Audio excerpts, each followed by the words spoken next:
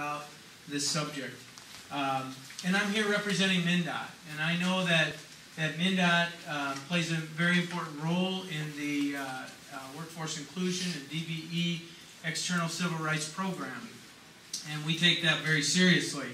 In fact, we administer for the state the Part 26 of Title 49 of the Transportation Act. And what that does is it says we need to make sure or do what we can to provide for that inclusion that the representative just talked about. I want to let you know that things have changed for MnDOT significantly over the past couple of years, or a year and a half or so, when our new commissioner came on board. Some of you may be aware of that, but Commissioner Sorrell began with MnDOT a year ago, about a year and a half ago now, in April. He brought with him a very different approach towards providing a transportation system and having MnDOT act as stewards of that system.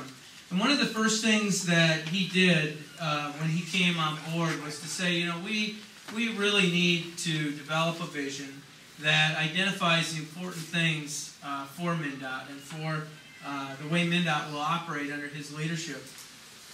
And the vision for that is to be a global leader in transportation, building an effective, efficient, and safe transportation system. But we also identified, and there are some of these visions statements out on the table. I invite you to grab one. But some of the critical issues that are identified in here is to maintain a workforce that reflects the communities we serve. And to that end, we have begun to work to try and grow this program. We recognize that our history and our performance has not been what we want it to be.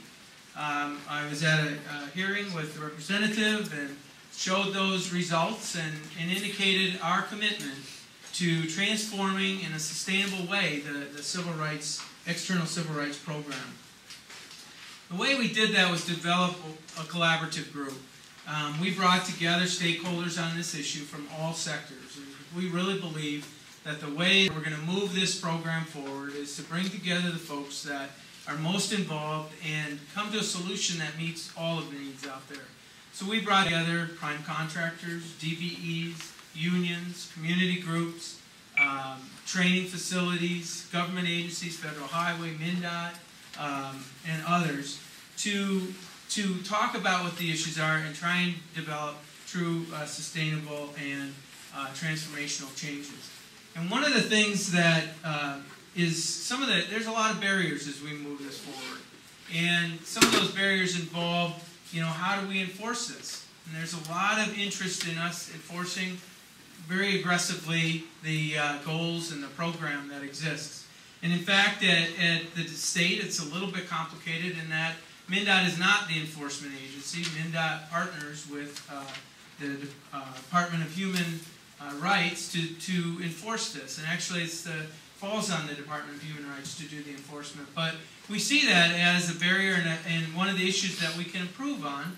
And so we're working with them to redo our Memorandum of Understanding and bring to this more of a partnership so that MnDOT can go out and move forward some of the issues that are facing us. And when we see problems, we act on those problems and we partner with DHR to make corrections for them. So the idea here is that we identify solutions that work for everyone within the existing law that we have. And it is very complicated, and I know there's been a lot of frustrations. Now there is a lot that needs to be done. And through this collaborative, although we've had a bit of a setback, we're going to be regenerating this effort very quickly. I mean, we're bringing in a mediator to help us work through some of the issues that are out there. And we work from December through about May or June, is actually early June, to identify what some of those solutions are. And we've got quite a list of those. And what's good, although as I'm telling you, I agree that a lot needs to be done. And I want to reemphasize that MnDOT is committed to moving this program under Commissioner Sorrell's leadership and under my leadership as the division director for this area. And although there's a lot that needs to be done, I want to identify some of the successes that have occurred. Now, there are two programs, as the representative indicated, There's the whole workforce inclusion issue and the disadvantaged business enterprise. And under workforce inclusion, I'm just going to highlight a couple of the things that have happened since we've begun to work on this. One of the things is we've created some CDL classes. And CDL is commercial driver's licenses. And without a commercial driver's license, your opportunities are very limited.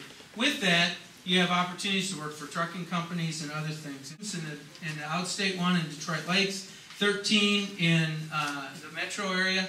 10 of those 13 were diverse students. And we've seen that 11 of those 13 in the metro area are now currently employed either with the government, state, MnDOT, or with private sector. And out of the Detroit Lake one, 70% of those folks we train are now working in real, true jobs that can support a family. And due to our success with that, we have now been funded for 4 more classes this year. Now, another thing under workforce inclusion is our OJT requirement at the time of letting. That was a big step for us to take in June, where now we're forcing contractors to be thinking about their DBE or their workforce inclusion goals as they're developing their bids. And so we now are requiring them to come to the letting with their OJT goals, knowing where those folks are coming from. And we developed a retention form that says if you let a trainee go, then we want to know why you let them go, and we want to understand what the issues were with that. And we've developed more things in that area as well.